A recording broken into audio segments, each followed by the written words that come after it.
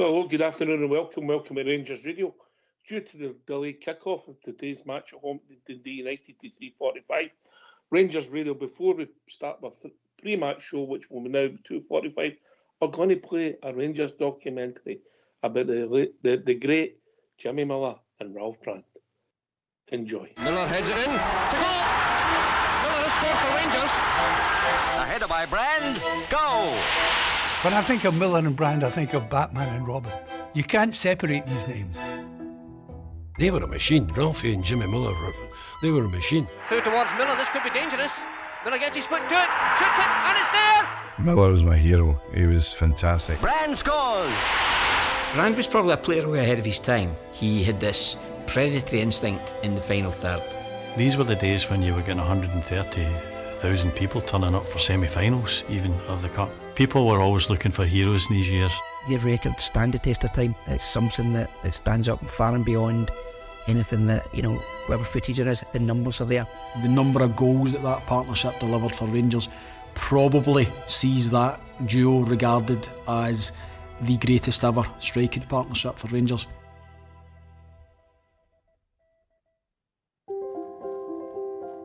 Landscape of Scottish football was quite interesting at that time. If you go from the sort of mid-50s right through to when the partnership principally came to an end in 1964, Hearts had won the league twice, Dundee would win the league in 1962, and in 1965 Kilmarnock would win it. So there was a lot of competition, and it didn't just come from Celtic. Celtic at that time were not the force they would become. So for Rangers to achieve what they did was remarkable. And during the principal periods of when they were a partnership, a strike partnership, from season 60-61 to 63-64, Rangers won 3 leagues, 3 Scottish Cups and 3 League Cups. I mean, a lot of people of a certain vintage would call that arguably the greatest Rangers team of all time. The way it developed, with Billy Ritchie and Bobby Shearer and Eric Caldo being the fullbacks, Ronnie McKinnon at the back, John Gregg coming into the side, and then you had Jim Baxter and Ian McMillan in the middle of the park. It was more like a 4-2-4 in these days. The guys up front, Wilson on the left, Willie Henderson subsequently on the right, and Miller and Brand. But it just all seemed to click into place, and each person knew their role. Scott Simon took the club forward again in a team in his own image, with a couple of cute signings and real pace about the side. It was just a wonderful period to be a Ranger. To my mind, that Rangers team at that time, with Scott or Henderson, Ian McMillan, fantastic, and then Miller, Brandon, Wilson. That was there, and Baxter, Gregg. I can't think there were many better teams than that. We were playing nearly with the same team all the time. There wasn't many changes in the team for many games. So many good players in it. That team will never be forgotten.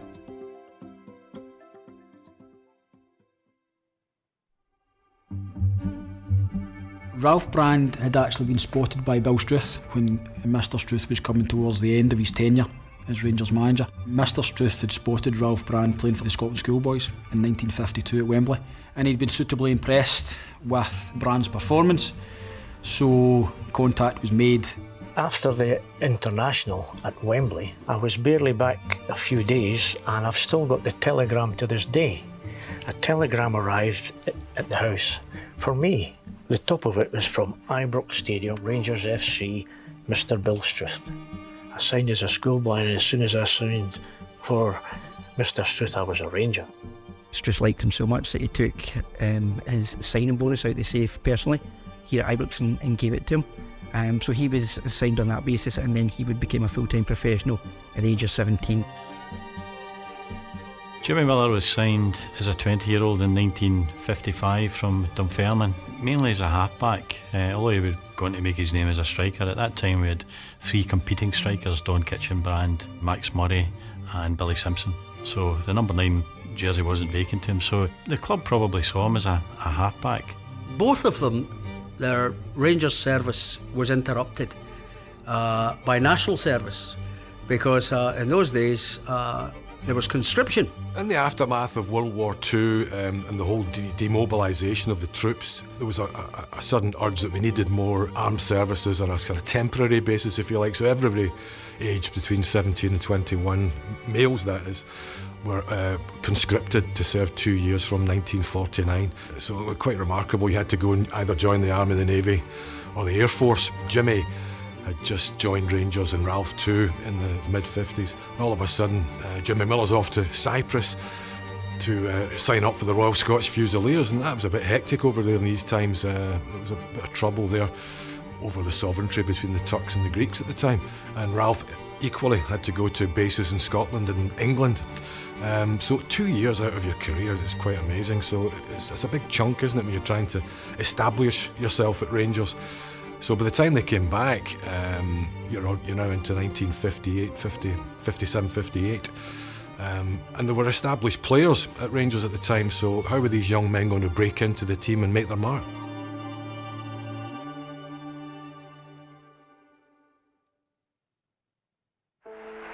Picked up by Baird. Baird through towards Miller. This could be dangerous. Miller gets his foot to it, shoots it, and it's there! A sensational finish. Miller scores for Rangers with 30 seconds of the game left for play. The start of his Rangers career, he was still a midfield player. He was still a wing half or inside forward, and he didn't become a centre forward until 1959. In a summer tour in 1959, they went to Denmark. They had substitutes because it was a tour, it wasn't a competitive game. The normal centre forward at that time was Max Murray, who was a really good goal scorer for Rangers in the 1950s. Jimmy Miller came on for the injured Max Murray at half time and played centre forward, and in that 45 minutes he scored 4 goals. And Scott Simon decided he had unearthed the next great Rangers centre forward. It took Brand a while to fully establish himself. 58-59, he played in the semi-final which Rangers lost to Hibernian, and he was in and out of the team. Simon preferred one of his first signings, Sammy Baird, at inside left, and Jimmy Miller played at centre forward in 1960 Scottish Cup final, scored the 2 goals that beat Kilmarnock 2-0, but his inside forward partner was Sammy Baird. It was at the start of 60-61 season that Simon could no longer ignore Ralph. They were playing so well together that Max Murray and Baird couldn't get back into the team, so it was the beginning of an incredibly fruitful partnership.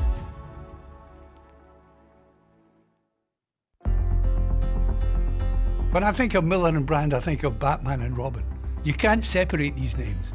You know, these two powerful figures together, doing different things, but ultimately always winning, always overcoming the opposition.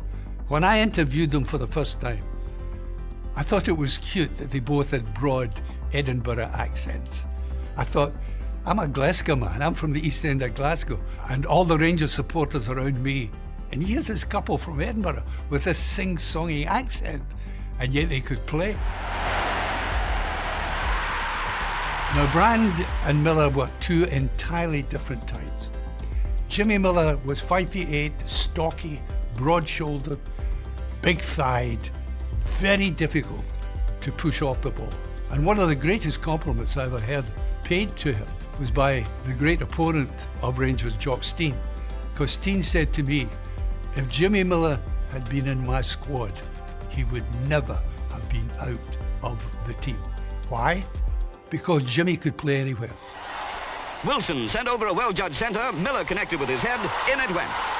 His heading ability was almost unmatched. He had a real leap time. You know, he could hang in there, win the headers, and as I say, if it meant his head got hurt the near post, he was willing to do that. He worked defenders all day long, was one of his big strengths, and he scored all sorts of goals. A genuine leader, full of enthusiasm, liked it physical, worked defenders, created opportunities for others, but it would be unfair to say that he didn't have other qualities as well.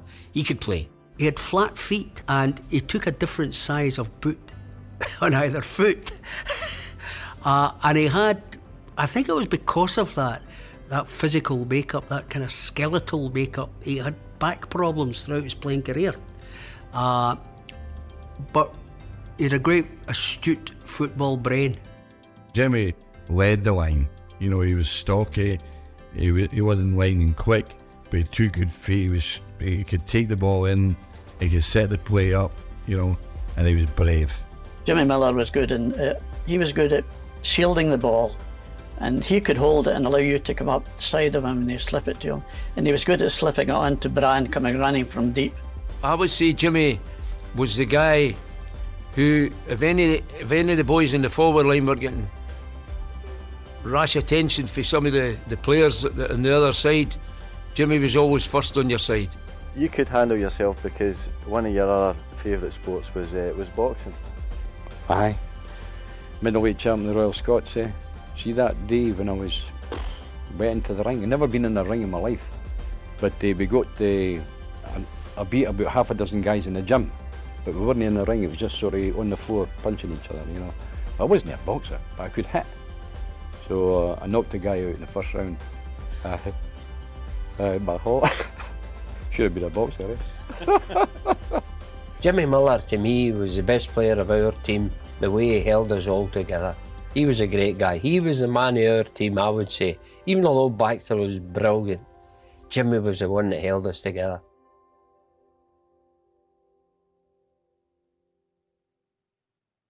After 41 minutes, centre forward Miller passes to the right. Henderson centres, this is it. Brand scores.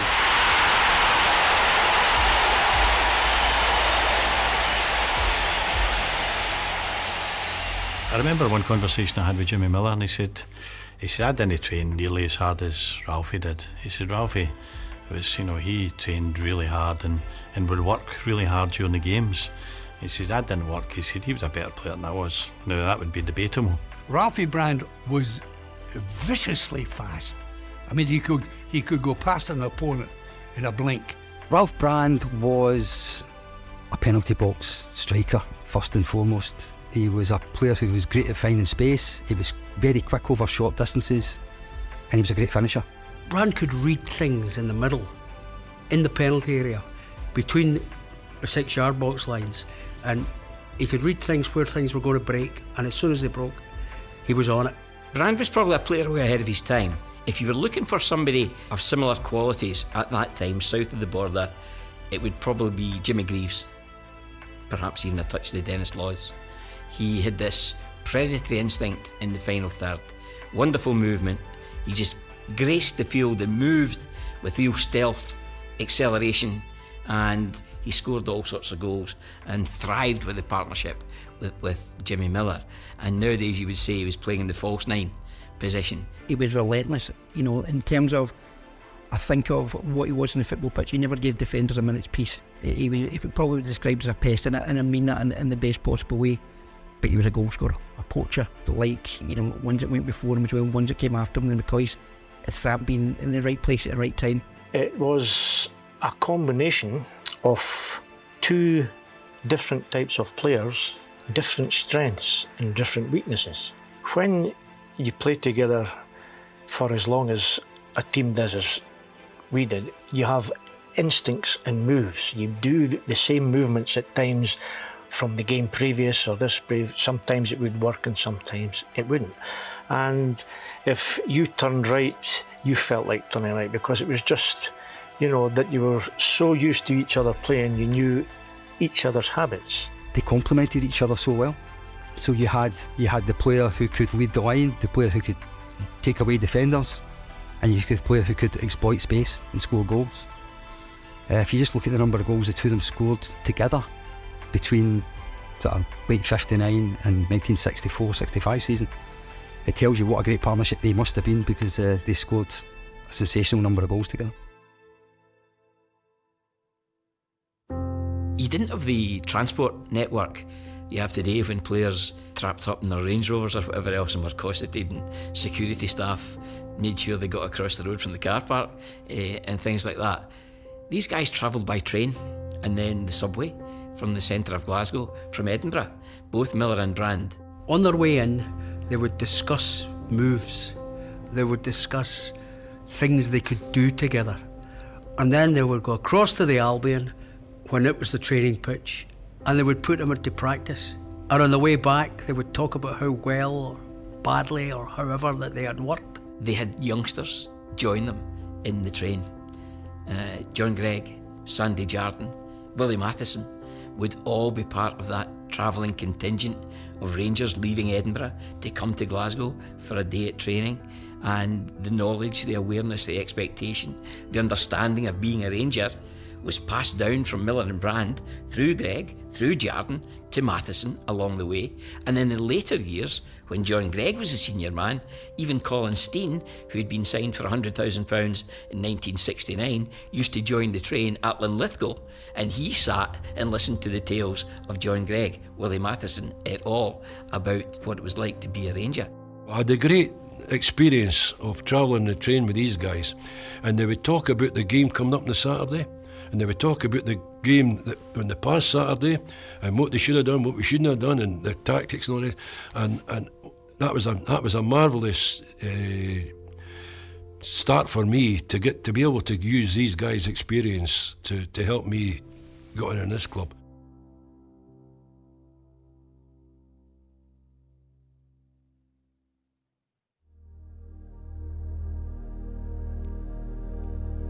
Football in these days, the manager pretty much picked the team and let the players get on with it, to be quite honest. His quality would be to assemble the players necessary to make things work, and then it was up to the players to do it all on a Saturday.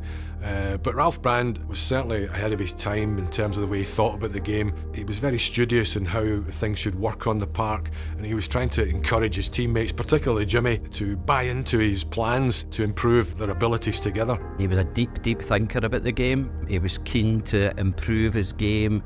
A student of the game, you would probably describe him as, and a bit ahead of his time in terms of other players. Wanted to do extra work after the normal training was over to make himself better, and tried to encourage Jimmy Miller to do the same. Training in those days was a set training session, but they would go away with a ball and do things on their own, run over it. Ralphie would have the ball and he would stop it and keep running, and Jimmy would come up and pass the ball through for him. Simple things, but they practiced it, and that's why they scored so many goals. Those conversations on the way through from Edinburgh to Glasgow and that additional work built that relationship, developed that relationship, that chemistry that resulted in, for those 3 seasons in particular, 60, 61, 61, 62 and 62, 63, where the two of them were untouchable and arguably unstoppable as well.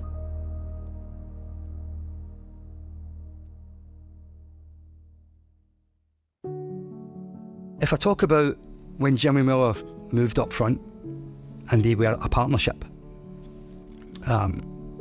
they won 3 league titles together, they won 4 Scottish Cups together, they won 4 League Cups together. Ralph Brand ended up scoring more than 200 goals. Jimmy Miller scored 160 goals. Considering he didn't play it forward as long as Ralph Brand did. They both scored 40 goals a season twice, but they weren't just great goal scorers and they won a lot of medals. The mark of any great Rangers forward is they score goals when it really matters, in the biggest games. So if you go, what are the biggest games? The biggest games are cup finals, the biggest games are Rangers Celtic games. Jimmy Miller scored 13 times against Celtic. Ralph Brand scored 11 times against Celtic. In those early 60s, Rangers played in 10 cup finals at Hampden. There was only 2 of them that neither Jimmy Miller or Ralph Brand scored in. In fact, every Scottish Cup final in that early 60s period, at least one of them scored in it. Miller scored 6 cup final goals, Brand scored 7 cup final goals. They were big game players as well as being great players. And along the way, you must remember they contested the first ever European Cup Winners' Cup final against Fiorentina, which was groundbreaking. The European scene was just opening up and Rangers were very much at the cutting edge of that. The great regret in Jimmy's career was that back injury was recurring, and in season 60-61, in the second half of the season, he struggled. The first leg of the final was against Fiorentina. It was a 2-legged final and Rangers lost at Ibrox. Jimmy couldn't play, but Simon took the chance of playing him in the second leg, and Jimmy told me, he said it was a deep regret that I hadn't played for a number of months and I just wasn't at myself and sharp enough to make any difference. Had he played that night, who knows what might have happened. They were a wonderful side, and although I think they beat us at Ibrox in the first leg, we never thought for a minute that they had won the game then. But unfortunately, the way that the game went over there, we weren't at the races. We were very disappointed. And I think we know our friends across the water, Celtic, that they were Lisbon Lions in one thing and another, and that they lifted the European Cup. I felt that we should have been the first Scottish team to lift the European Cup, because the side that we had then was more than capable of winning it, you know. That 64 final against Dundee, the Scottish Cup final, which they won 3-1 when they both were on the score sheet, probably was their swan song in many regards, because it did show them at their best, scoring goals. After 63-64, Jim Forrest really became the number 9, Billy became the centre forward, and Jimmy Miller, when he played slightly deeper most of the time, which ended the partnership as a strike partnership. And as 64-65 went on, George McLean really played up front beside Forrest more than Brand did, and Ralph Brand dropped out of the team as well. In August 1965, Ralph Brand joined Manchester City for £30,000. He would spend a couple of years there before moving on to Sunderland. Jimmy left in 1967 and joined Dundee United, where he got to play alongside his brother Tommy. And the signing of Jimmy Miller for Dundee United was welcomed warmly by one player in that Dundee United squad in particular. There was a chap in that Dundee United squad called Walter Ferguson Smith, who had idolised Jimmy Miller when he'd watched Rangers from the terraces, and now he had the opportunity to share a dressing room with Jimmy Miller and play alongside Jimmy Miller. When I was a young player and playing against Rangers, Miller was my hero. He was fantastic and a good lad. Because I remember when I joined Rangers, my first day, and I sat in the dressing room, and it was Jimmy's last day at Ibrox. He was going to Dundee United, and they come over and sat beside me, and they gave me his phone number. He said, anytime you need, it was really nice of him, And he says to me, would you like to follow me to the party walls for the Supporters Club? Because he was the honorary president or something like that, I don't remember. And I said, yeah, I'd do that. And I did that, So I became the sort of honorary player, for the Party Royal. And he was that's a nice guy, That was why I adored him as a player. But it helped, if you know what I mean. It sort of added a bit of silver into it. They socialised away from the football field. When they get married, their wives were friendly with each other. When Jimmy Miller became a manager later in time, one of the first players he signed was Ralph Brand, so they reunited then.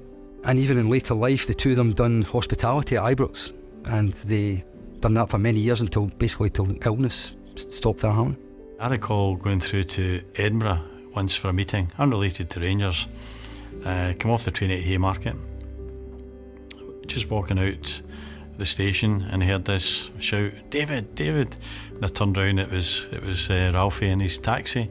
I went over to speak to him, and he said, where are you going? I said, well, I'm just going 200 yards. Jump in the cab. And so I went in, and although it was only a couple of hundred yards away or so, it took me about 10 minutes to get out of the taxi, because Ralphie did enjoy a blether, and I enjoyed a blether with Ralphie as well, and so it was lovely. And he became a popular black cab taxi driver around Edinburgh for many years, right up until comparatively recent times.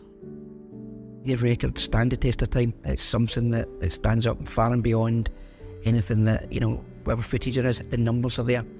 And when I look back, my God, what would it be like with a Rangers team with a reincarnation of Miller and Brand? Tremendous players. There's always the interest in Rangers history to know how the club got here, who were the stars of yesteryear, what were they like. And so in that sense, you've got real characters there who were part of one of the greatest sides the club's had. It's hard to argue against Miller and Brand being arguably the best strike partnership Rangers have ever had. The three of them might be the greatest. There's Jimmy Smith and Bob McPhail, the 30s. If you talk about volume of goals, then they would probably win it. There's Haitley and McCoist from the 90s, which are obviously the two that I saw, and the two that I regard as the greatest strike partnership that I've ever seen.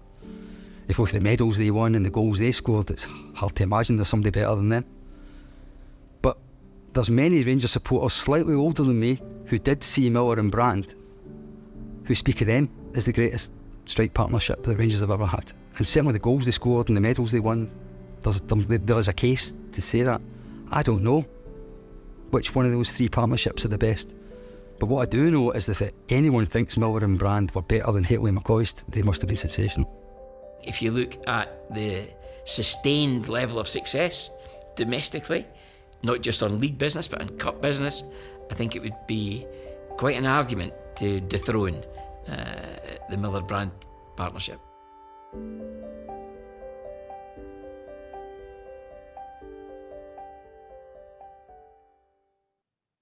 We'll be back shortly with our normal Saturday pre-match show. Back in a couple of minutes, folks. Thank you.